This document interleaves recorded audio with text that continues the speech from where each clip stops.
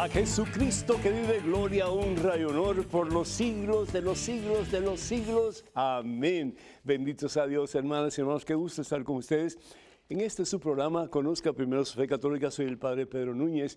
Un placer de verdad para mí el poder compartir la fe con ustedes. Y gracias por todas las cartas que ustedes nos envían con preguntas, con comentarios, por sus llamadas telefónicas. Que Dios nos bendiga en abundancia. Hoy, como de costumbre, tenemos un programa muy interesante, pues está cargado de bendiciones. Todo encuentro con Jesús a través de su palabra es un encuentro que tiene el poder para cambiar nuestras vidas total y completamente, si así lo deseamos. Pero antes de ir a materia, en este caso, sus preguntas y las respuestas que podamos ofrecer, en este momento, hermano que me escuchas, hermana que me escuchas, vamos a hacer un alto y vamos a pedir al Señor que venga a nosotros y que nos llene del poder, la fuerza de su Espíritu Santo para vivir en este día según su santa voluntad. En el nombre del Padre, del Hijo y del Espíritu Santo. Amén.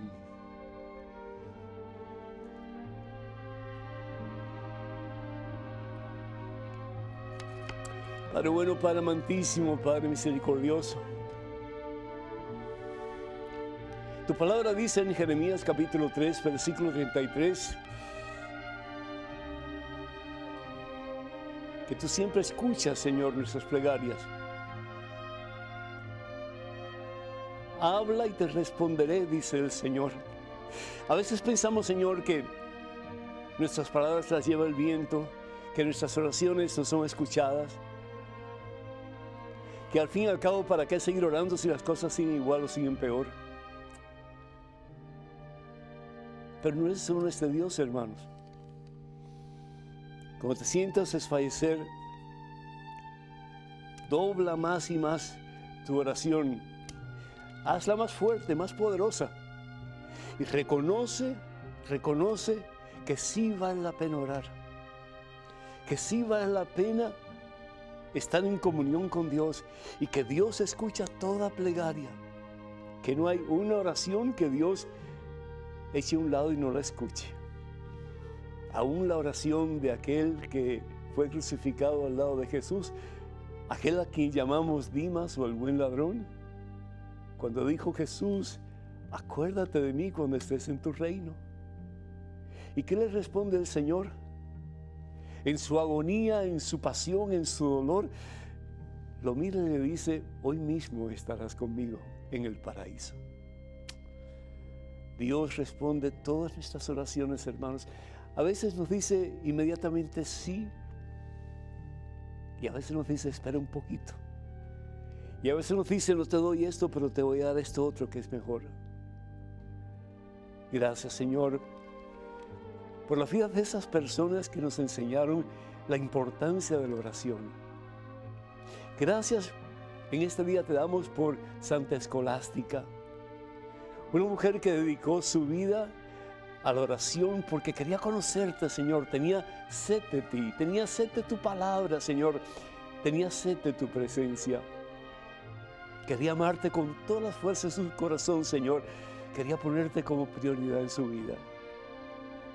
Que nosotros, siguiendo el ejemplo de Santa Escolástica en el día de hoy, podamos también desear, Señor, por encima de todo, conocerte, Señor, y particularmente a través de la oración. Y muy particularmente, Señor, a través de esa oración perfecta que es la Santa Eucaristía. En que nosotros te damos lo poquito que tenemos, que al fin y al cabo viene de ti, Señor, porque todo lo bueno que tenemos viene de tus santas manos. Y tú, Señor, nos das la plenitud de tu presencia para levantarnos de nuestras miserias y darnos la oportunidad de un nuevo comienzo.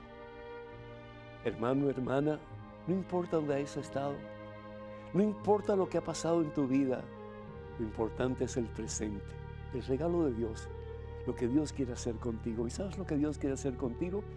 Como dice la palabra, un vaso nuevo en manos del divino alfarero que es Dios. déjate formar por Él, déjate llenar por Él, déjate sanar por Él, déjate liberar por Él. Y al igual que Santa Escolástica vas a ver el poder de Dios obrando en tu vida. A Cristo que vive, gloria, honra y honor por los siglos de los siglos. Amén, amén, Señor, bendito seas. Doy gracias a Dios por Raúl del Ministerio Alas en Texas. Dice que conocieron al Padre en Nebraska en septiembre del 18. Y le envía muchos saludos, pues muchísimas gracias para todos ustedes y muchas bendiciones que sigan a través de la alabanza llevando a muchas almas a los pies de Cristo Jesús. Y Marta de New York pide por su salud, ya que tiene cáncer. Que el Señor te bendiga, Marta, y pedimos que por la sangre de Jesús derramada en una cruz en el Calvario, que tú quedes sana por dentro y por fuera. Jesús de Massachusetts pide oración por su esposa Heisa. Él le agradece al Padre las enseñanzas y la unción del Espíritu Santo que transmite. Pues muchísimas gracias, Jesús, que Dios te bendiga, y es un gusto de verdad poder compartir con ustedes la palabra de Dios. Carmen de Connecticut pide oración por su hijo Luis, que está en drogas, que el Señor lo bendiga y que lo saque de esa situación y que Luis comience de verdad a vivir la plenitud en ese que es el único que puede llenar el vacío del corazón, que es Jesucristo. Y Amalfi de Massachusetts pide oración por ella y también por sus nietos Calvin y Mary, que Dios les bendiga en abundancia. Y Lourdes de Tampa quiere felicitar al Padre por los programas y dar las gracias por su servicio como pastor. Es un placer, de veras que sí. Doy gracias a Dios también por la recuperación lenta pero segura de la isla de Puerto Rico, nuestros hermanos allá en el Caribe, y pedimos también por Venezuela y por México y por todos nuestros países, por Cuba, por Centro, Suramérica, el Caribe y también Europa, que haya paz en el mundo y que esa paz comience con nosotros, hermanas y hermanos. Pedimos también por todos aquellos que solicitan oración a través de la página de Facebook de este servidor, y también pues que el Señor les bendiga en abundancia y colme sus corazones del santo gozo de saberse amados por ese Dios que ama sin límites y sin fronteras. Quiero decirles a todos ustedes, hablando precisamente acerca de Facebook, que me encantaría que ustedes se pudieran inscribir en la página de este servidor de Facebook, que es facebook.com/ppedronunes, facebook.com/ppedronunes. Quiero recordarles que por favor no envíen dinero a ningún agente o a ninguna institución que pida dinero en nuestro nombre. Nosotros nunca utilizaremos los medios sociales de comunicación para pedir dinero en absoluto. Acuérdense también que en Twitter y en Instagram estamos también compartiendo diferentes pensamientos que les pueden ayudar a ustedes en su crecimiento con el Señor. Para ir allá, todo lo que tienen que hacer es ir a @Padre Pedro Núñez, @Padre Pedro Núñez.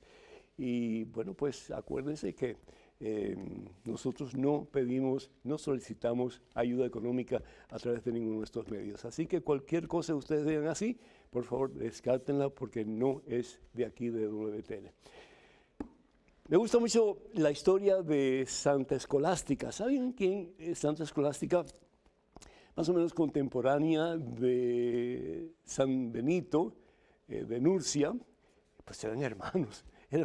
San Benito y Santa Escolástica. Qué felicidad para esos papás, ¿no es cierto? Que tanto el hijo como la hija vivieron una vida dedicada al Señor y particularmente a través de la oración. ¿Qué trabajo cuesta a veces en este siglo XXI tomar tiempo para aquietar nuestro espíritu, aquietar nuestra mente, la loca de la casa, aquietar nuestro corazón y ponernos en oración? Qué difícil es muchas veces. Tenemos una cantidad de cosas que hacer, tenemos una cantidad de trajines entre manos, tenemos un montón de responsabilidades que atender, que realmente uno dice, ya, como que ya no tengo tiempo para orar, y si oro, pues es así como que rapidito para salir del paso y ya. Tanto San Benito como Santa Escolástica optaron por poner a Dios como prioridad en sus vidas. Y cuando uno pone a Dios como prioridad en su vida, pues entonces uno encuentra tiempo para orar, porque al fin y al cabo estamos en el tiempo de Dios. Y Dios propicia el tiempo necesario para que tú y yo podamos entrar en un diálogo profundo con Él. Eso es lo que es la oración, es un diálogo con Dios. Y por eso Jeremías capítulo 3, versículo 33 nos dice, llámame que yo te escucho, llámame que yo te escucho. Santa Escolástica no fue siempre una muchacha tan religiosa ni nada por el estilo. Es decir, el santo se hace con la ayuda de Dios, pero uno tiene que poner su parte también. Por eso decía San Agustín de Hipona que el Dios que te creó sin tu consentimiento no te puede salvar sin tu consentimiento. Y el Señor Jesús bien claro nos dice en el Evangelio según San Mateo, capítulo 24, versículo 13, que el que persevera hasta el final, ese se salvará. El que persevera, ¿hasta cuándo? Hasta el final de nuestros días. No es cuestión de decir, yo acepto a Jesús como Señor y Salvador de mi vida y ya estoy salvo, no tengo que preocuparme de más nada. No, el aceptar a Jesús como tu Señor de verdad, quiere decir que vas a vivir sometido al señorío de Jesús. Ese es el comienzo. Pero cada día, cada momento, cada instante, tenemos nosotros que recurrir a Cristo, a pedirle la unción de su Espíritu Santo para que podamos vivir de acuerdo a su santa voluntad. Santa Escolástica, una mujer que tomó la decisión de poner a Dios como prioridad. ¿Y cómo lo hizo? Pues siguiendo el ejemplo de su hermano. Fíjense qué interesante. Como una persona tiene poder para influenciar sobre otra persona, o para bien o para mal. En este caso, San Benito influye sobre su hermana Escolástica para que ella siga el ejemplo de él y para que ella se convierta en una mujer orante, de verdad.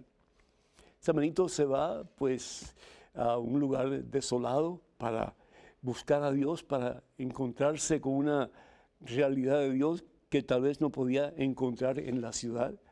Y eso fue un movimiento que realmente de ahí sale el monasticismo que conocemos en el occidente.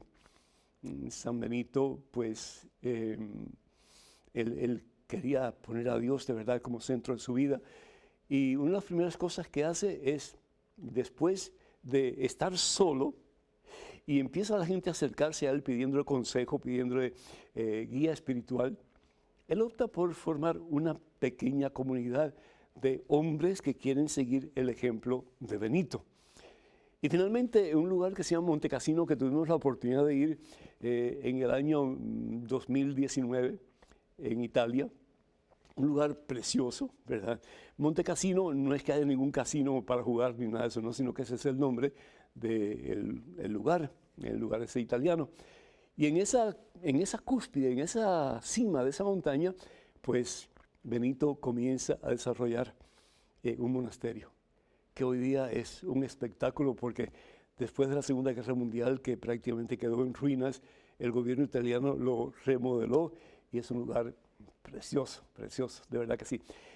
Santa Escolástica decide seguir el ejemplo de su hermano y comienza su comunidad de monjas, pero a la base de Montecassino.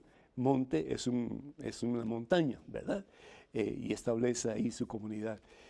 Y ella se convirtió en una mujer tan santa, una mujer tan de Dios, que ella hasta podía saber qué iba a pasar, tenía intuiciones sobre el futuro. Y un día Benito y Escolástica, que se veían solamente una vez al año, pero se amaban profundamente como hermanos, pues Benito fue a visitar a su hermana, a su monasterio. Y cuando ya se iba a ir Benito, le dice Escolástica, no te vayas, quédate un rato más. Y Benito dice, no, me tengo que ir. Él estaba con 2 monjes más. Si Benito hubiera salido en ese momento, comenzó una tormenta tan terrible que los hubiera matado. Pero por esa intuición de Escolástica, que se quedaron un tiempo más, pudieron permanecer vivos más aún después de ese incidente. El caso es que el jueves siguiente, Benito mira hacia el cielo y ve una paloma blanca, hermosa, volando hacia las alturas del infinito. Y siente en su corazón que es su hermana Escolástica que ha entregado su alma al Señor. Y así fue. Y poquito tiempo después, Benito también le entrega su alma al Señor. Y yo estoy seguro que los dos están en el cielo alabando y bendiciendo el santo nombre de Dios. ¿Por qué? Porque tomaron tiempo para orar. tomar un tiempo para poner a Dios como prioridad en su vida, sabiendo que podemos llamar a Dios en cualquier momento, que su teléfono nunca va a estar ocupado, por el contrario, siempre va a estar dispuesto a escuchar nuestras plegarias y a responder a ellas en la mejor manera posible, como solamente Dios lo puede hacer por ti y por mí también. Seamos hombres y mujeres de oración, hermanos. Busquemos tiempo para estar con Dios, sabiendo que el que busca, encuentra, como dice el Señor Jesús. Y qué hermoso poder encontrar a esa perla de gran precio, a ese tesoro que quien lo tiene, como Escolástica y como Benito, lo tienen todo y nada les falta. Y esa perla, ese tesoro, es Jesús el Señor. Les invitamos para que se comuniquen con nosotros. El número telefónico es el 205-271-2924. 205-271-2924. Vamos a una pequeña pausa, pero regresamos en cuestión de momentos. Así que, hermanas y hermanos, por favor, no se vayan. Quédense con nosotros.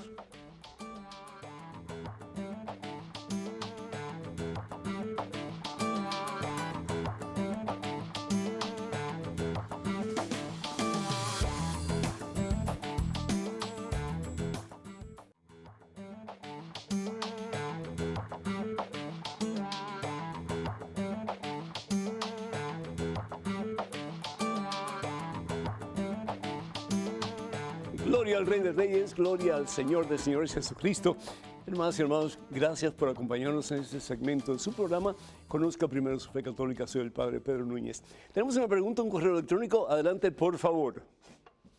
Padre Pedro, ¿me podría explicar 1 Corintios 11, de los versículos 2 al 16? Me quedé sin comprender. ¿Se debe o no se debe usar velo?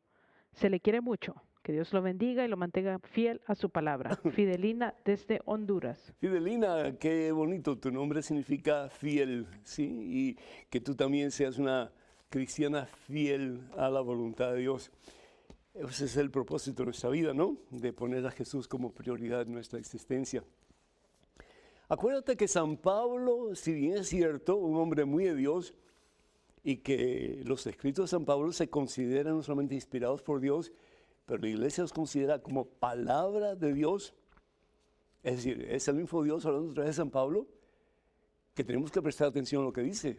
Pero al mismo tiempo, acuérdate que el Señor Dios pues utiliza seres humanos que son limitados, que son, ¿verdad?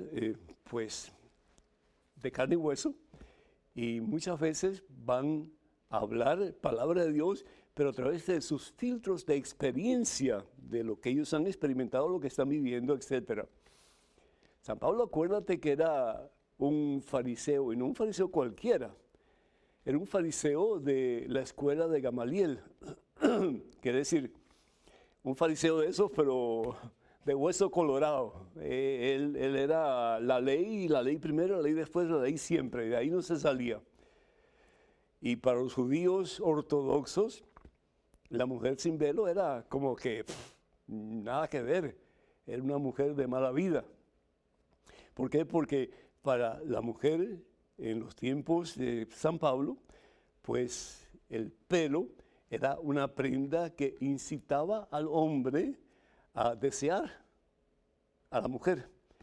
No creo que tengo que explicarme más, ¿verdad? Entonces, el pelo era como que una prenda para atraer. Y en este caso, pues San Pablo está totalmente en contra de que las mujeres se pongan, ¿verdad?, sin velo, porque eso puede llevar al pecado. Es igual que una mujer de día en la iglesia que va con su pecho medio desnudo o con su falda muy corta, pues eso está mal también.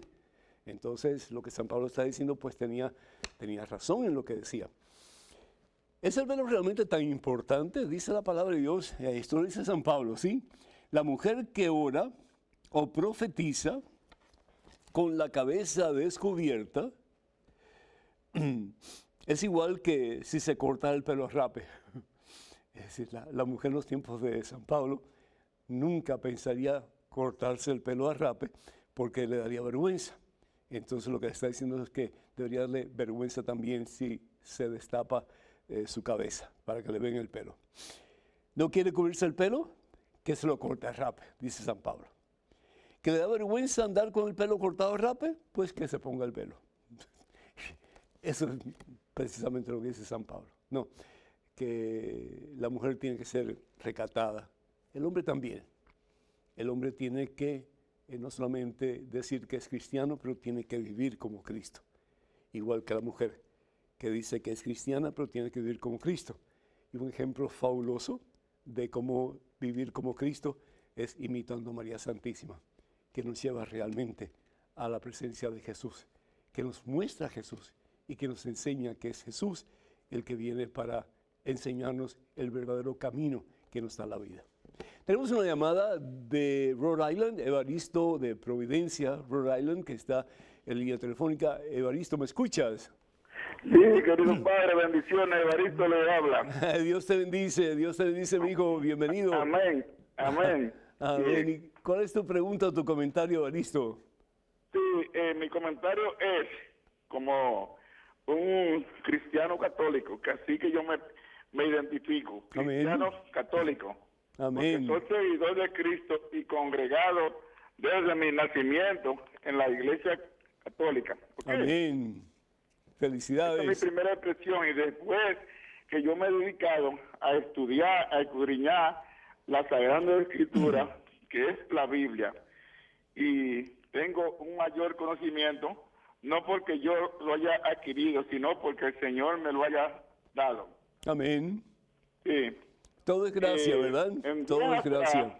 Yo estaba en unas casas de un hijo mío que es evangélico. Ajá. Sí. Llega una señora, compañera o hermano, como le llaman, de la iglesia. Ajá. Está ahí hablando y hablando y hablando. Entonces el hijo mío me le presenta, me le da a conocer que yo soy su papá. Y entonces cae el tema de que como el hijo mío es evangélico, ella también es evangélica, que acababan de llegar a su casa de la iglesia de ellos. Y me pregunta a mí, ¿y qué usted es en cuanto a religión se refiere? Digo yo, bueno, yo te voy a decir la verdad de lo que yo soy. Digo, yo soy cristiano, católico y apostólico. Amén.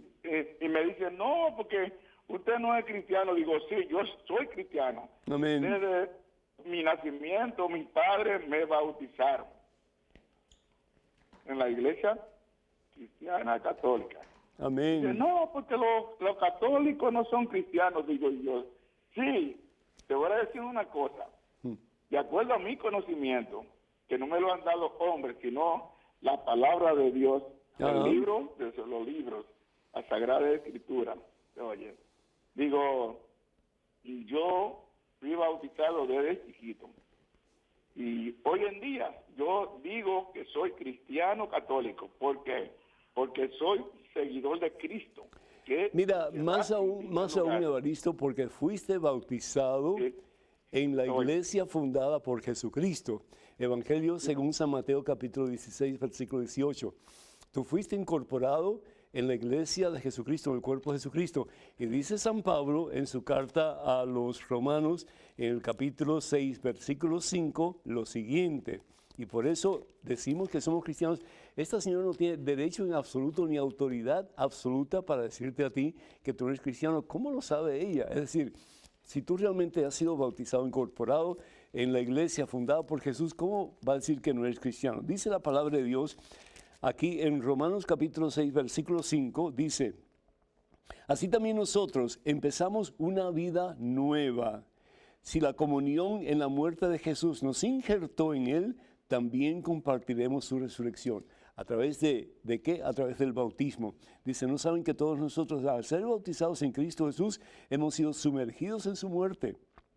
Por este bautismo en su muerte fuimos sepultados con Cristo, y así como Cristo fue resucitado entre los muertos para la gloria del Padre, así también nosotros comenzaremos una vida nueva.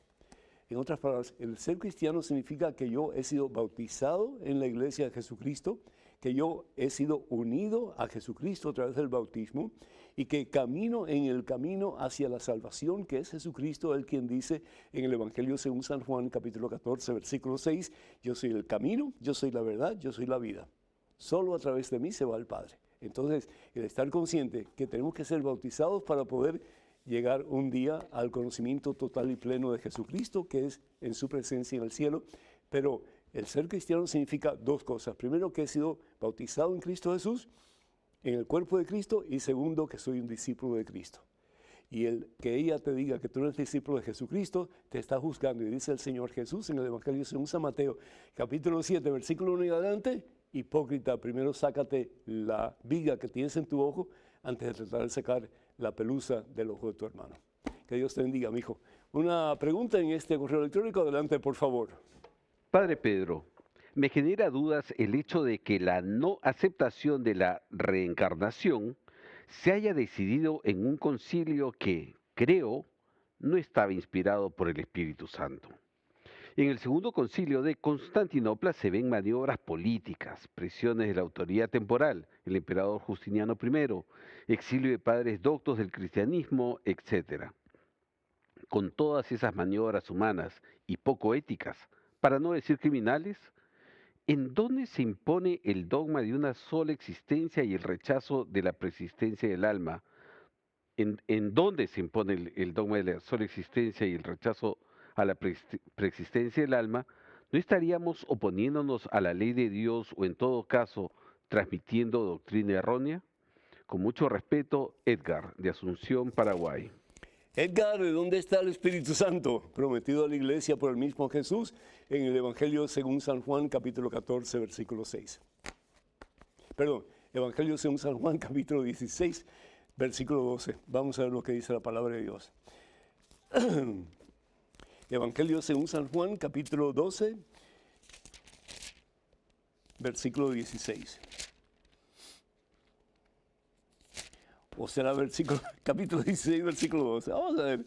Aquí, versículo 12, capítulo 16. Aún tengo muchas cosas más que decirles, pero es demasiado para ustedes por ahora. Le está diciendo esto a sus discípulos, Jesús. Cuando venga Él, el Espíritu de la verdad, es decir, el Espíritu Santo, Él los guiará en todos los caminos hacia la verdad. Y ese Espíritu Santo que Jesús promete en Juan capítulo 16, versículo 12, los reciben los primeros seguidores de Jesús en el aposento alto el día de Pentecostés. Hechos capítulo 2, versículos del 1 al 10. ¿Para qué reciben Espíritu Santo?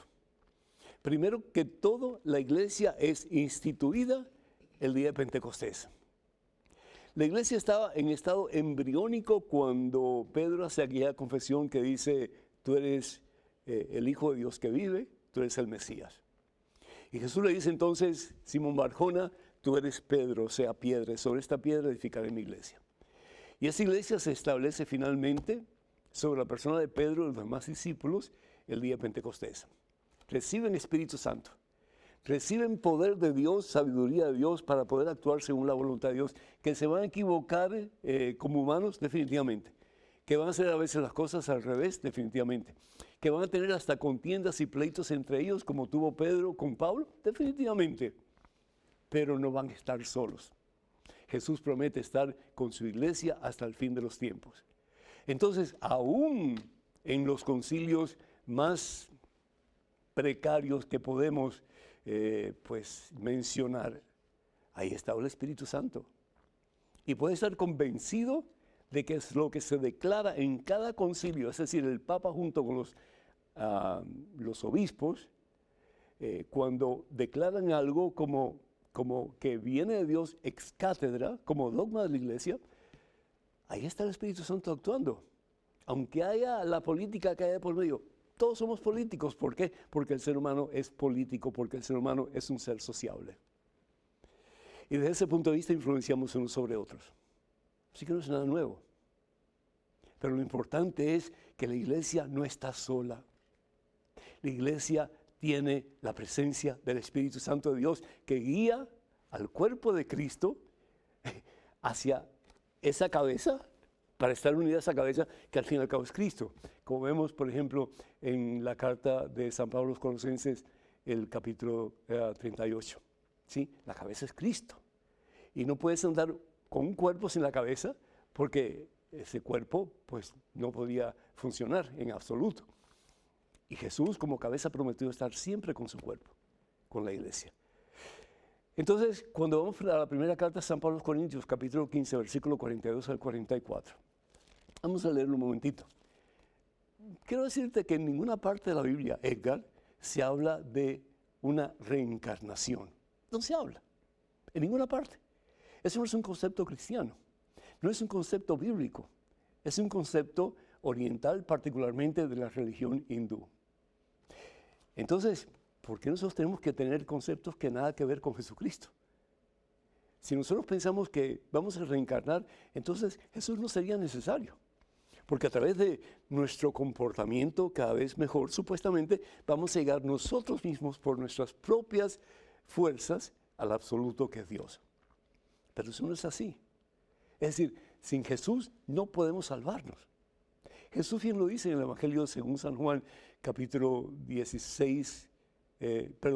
14, versículo 6. Yo soy el camino, yo soy la verdad, yo soy la vida. Nadie va al Padre sino a través de mí. Juan 14, 6.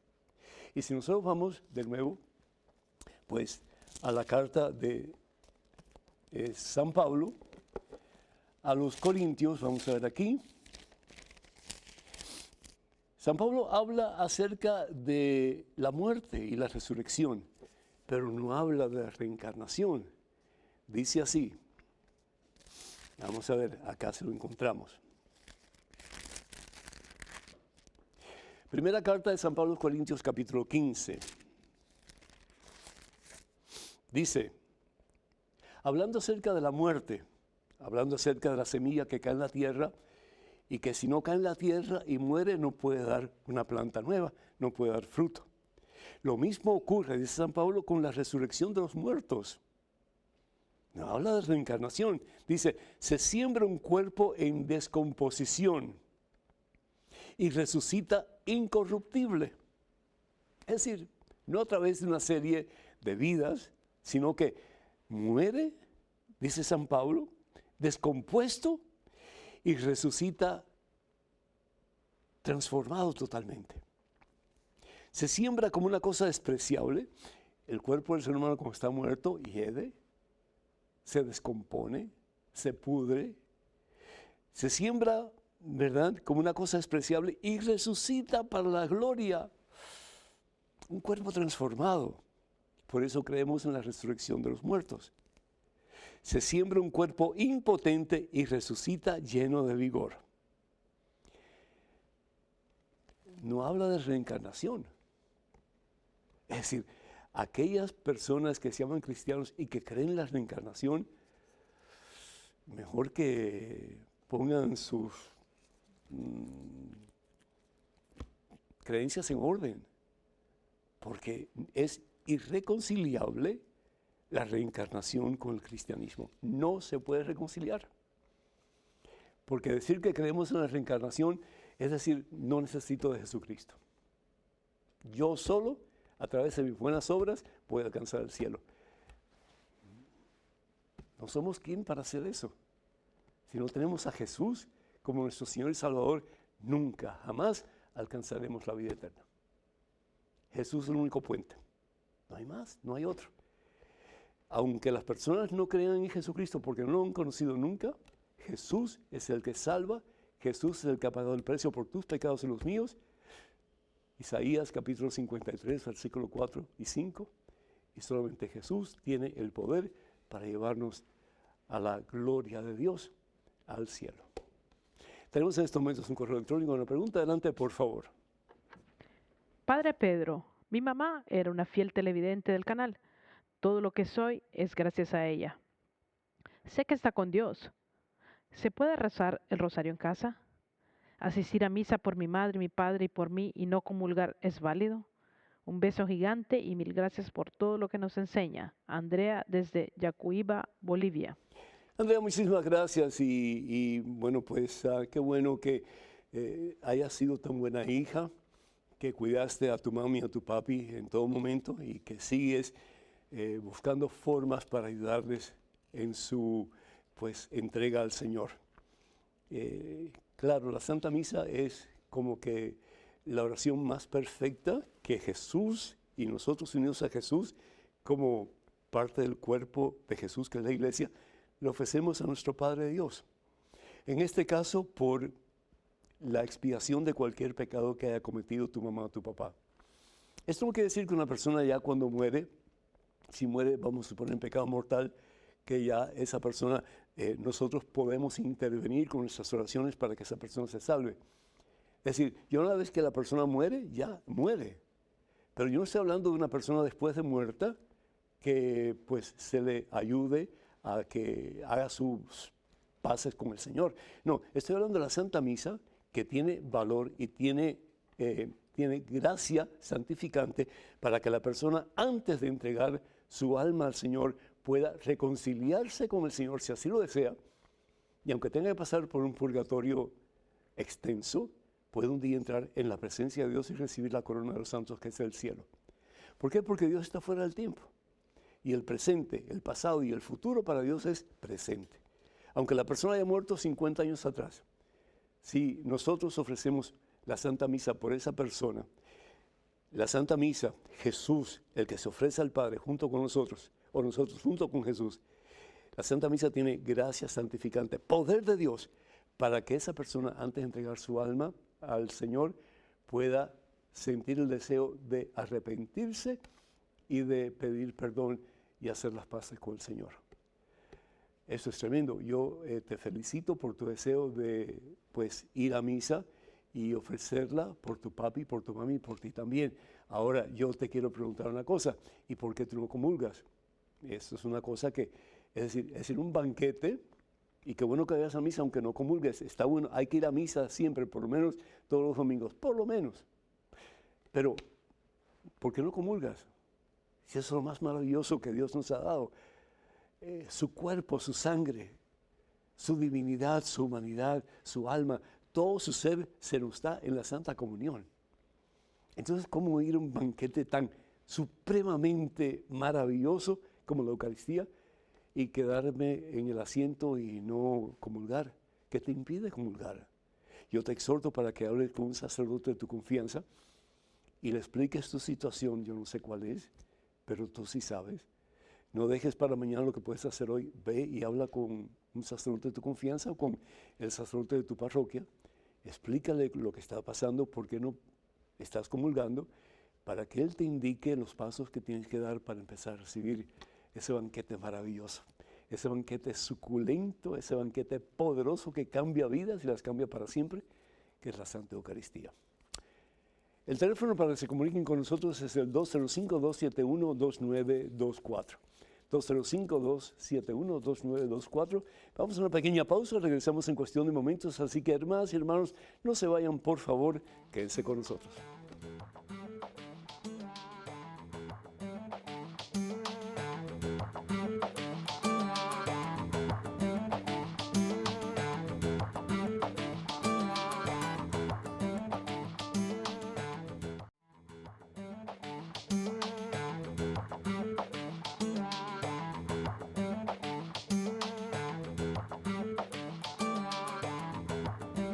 Gloria al Rey de Reyes, Jesucristo, Señor de vida, Señor de esperanza, Señor de victoria.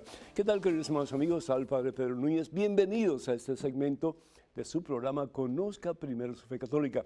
Tenemos a Manuel de Costa Rica vía telefónica. Manuel, ¿me escuchas? Sí, te escucho, Padre. Dios te bendice, Manuel. Bienvenido. Adelante, por favor. Muchas gracias. Padre, primero que todo, quisiera felicitarlo por tan linda misión que haces con tanto amor. A mí me gustaría saber la posición que tiene la Iglesia en cuanto al por qué se extiende el permiso a los ministros extraordinarios de repartir la comunión sin tener las manos consagradas, tomando en cuenta que Santo Tomás de Aquino dice lo siguiente: por debido a la reverencia hacia este sacramento, nada lo toca, sino lo que es consagrado. De aquí que el corporal y el cáliz son consagrados, y asimismo las manos del sacerdote para tocar este sacramento, es decir, falta la reverencia debida a este sacramento cuando lo tocan manos que no están consagradas. Y en la Suma Teológica, la parte 3, en la pregunta 82, en el artículo 3, deja en claro que Jesucristo lo impartió directamente a sus discípulos uno a uno. El sacerdote actúa en la figura de Jesucristo, lo cual el ministro no tiene el sacramento para actuar como tal en este caso. Y para terminar, digamos, es comprensible que ante la falta de tantas devociones sacerdotales, la comunión a los enfermos esté delegada a un ministro, pero durante la misa sería cuestión de prolongar o alargar más el tiempo durante la comunión. Y es que aquí algo tan preciado como el cuerpo y la sangre de Jesucristo no valdrían la espera, me pregunto. Y por último, según el derecho, según la Iglesia, esto está recogido en el primer canon 910, si no me equivoco, del Código de Derecho Canónico, donde menciona lo siguiente: el ministro de la comunión corresponde de modo ordinario a los diáconos, presbíteros y obispos. Si se confía a los laicos, debe ser siempre de modo extraordinario y a modo de suplencia. Gracias por tu vida espiritual, Padre Pedro. Que Dios te bendiga, Manuel. Excelente. Me gusta que estés estudiando tanto, sobre todo pues llenándote del enriquecimiento con la doctrina católica. Muchísimas bendiciones y muy agradecido por tu pregunta extensa, pero muy interesante. Primero que todo, se les llama ministros extraordinarios de la Sagrada Eucaristía. Extraordinarios quiere decir que no debe ser una persona que regularmente está dando, ofreciendo o impartiendo la Eucaristía, a no ser que sea de necesidad.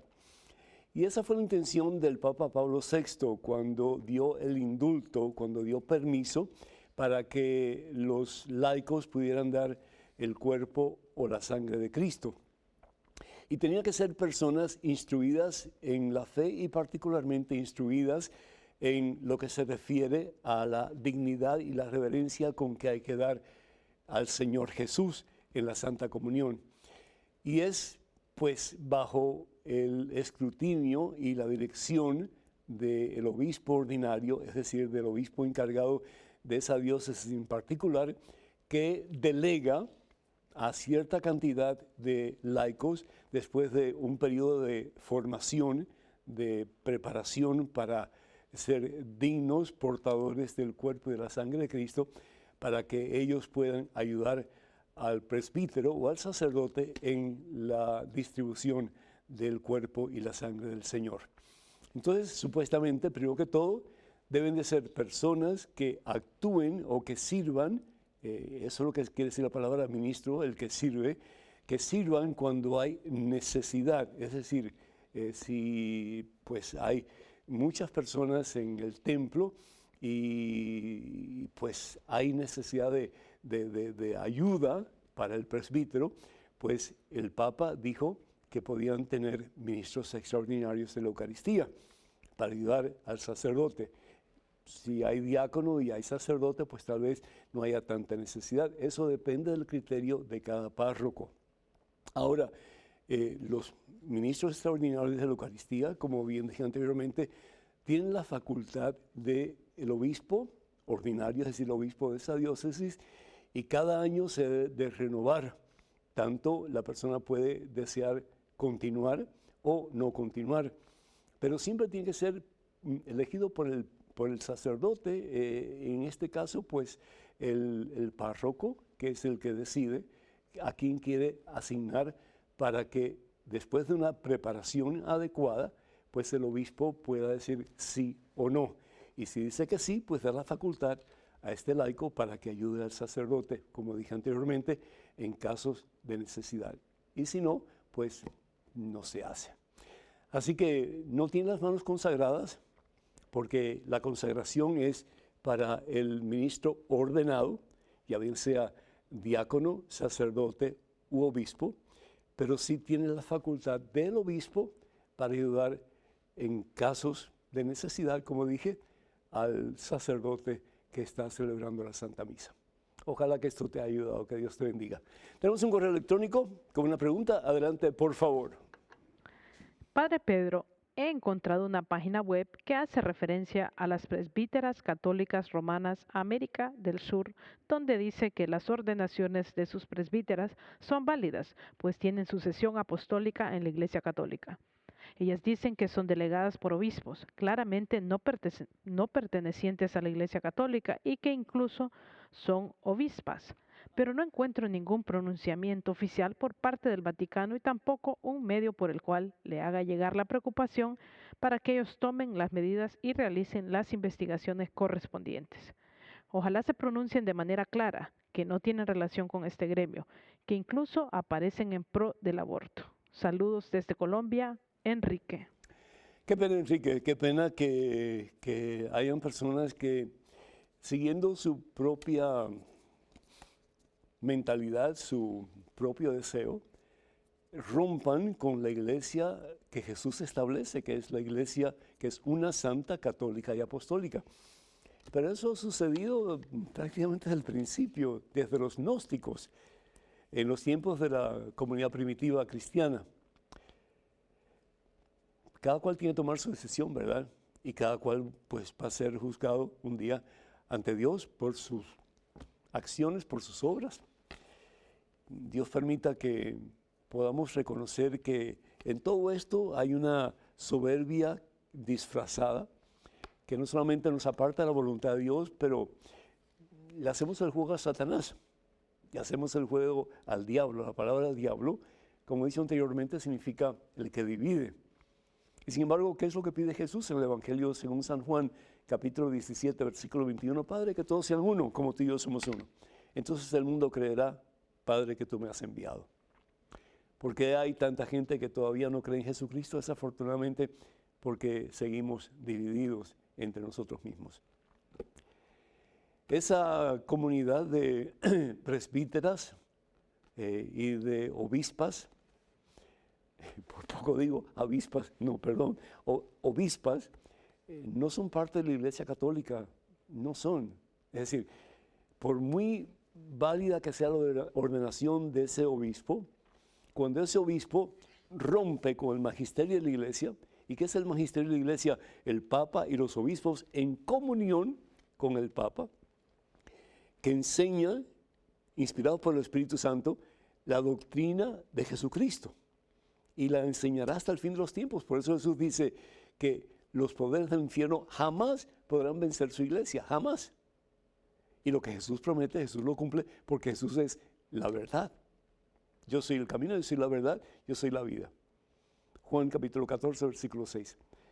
Es decir, si estas señoras quieren hacer algo diferente a lo que Jesús, a través de su iglesia, pide, pues ellas tendrán que responder ante Dios por las decisiones que han tomado.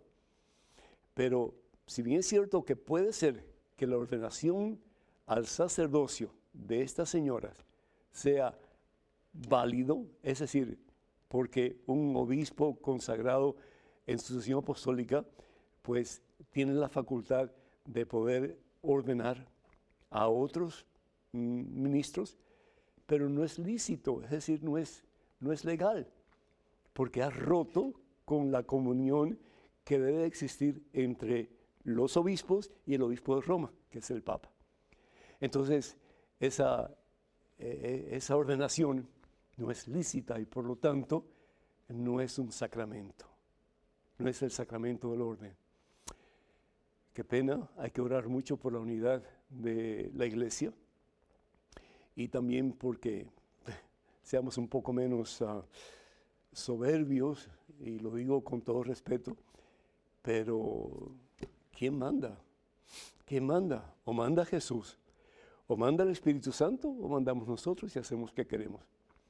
¿Qué va a hacer la iglesia? Tenemos que orar mucho. La Santa Sede todavía no se ha pronunciado, es algo relativamente nuevo, y la Santa Sede está examinando y viendo las posibilidades, porque antes de romper con estas personas, la iglesia va a tratar de buscar la reconciliación a través del diálogo y a través de pues, un acercamiento para ver qué realmente es lo que está pasando con ellas. Hay que orar mucho. Vamos entonces al segmento final, vamos a una pregunta más y con esto concluimos. Adelante, por favor. Padre Pedro, bendición. Mis padres me preguntaron en dónde dice en la Biblia que se debe ir a la iglesia. Saludos de Rafa y Seri de Puerto Rico. Rafa y Seri, qué maravilla. Que tu mamá cocine todos los días, Rafa, y que tú le digas siempre, no puedo ir, no quiero ir, no me gusta, me aburro con ustedes. ¿Cómo se sentiría tu mamá? Pregúntale a ella. ¿Cómo se sentiría tu papá si no muestras el menor interés en ir a casa de ellos y compartir con ellos y recibir lo que ellos te dan por amor? ¿Cómo se siente Jesús? ¿Cómo piensas tú que se siente Jesús? Es decir, pensamos en Jesús como que flotando por ahí, ¿no? Pero Jesús es también un ser humano como tú y como yo. Y Jesús en el cielo tiene su cuerpo transformado, transfigurado, resucitado, pero Jesús todavía padece, sufre en cada uno de nosotros. Lo que hagas por el más pequeño, dice el Señor Jesús, lo haces por mí también. Entonces, el no ir a misa, el no compartir nuestra fe con los demás hermanos, es decir, no me interesas, no me interesas. El libro del Éxodo, capítulo 20, versículos del 8 al 10. La palabra de Dios dice que un día tenemos que reservarlo para Dios. Y nombra el Shabbat. La palabra Shabbat en hebreo significa descanso. Un día de la semana, dedicarse al Señor. ¿Descansar para qué? Para dedicarse al Señor. En el Evangelio según San Juan, capítulo 6, versículos 53 al 54, el Señor bien nos dice que Él nos quiere dar su cuerpo, nos quiere dar su sangre para alimentarnos.